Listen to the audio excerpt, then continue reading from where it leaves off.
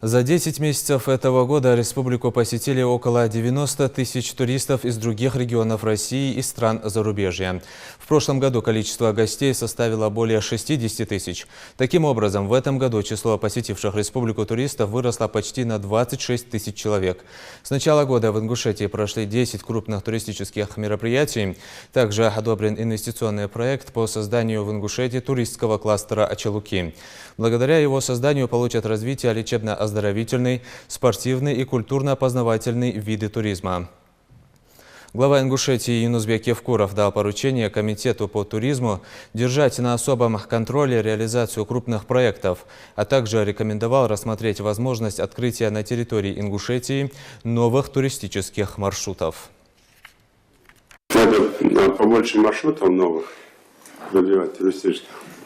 Ну и, конечно, контроль всех за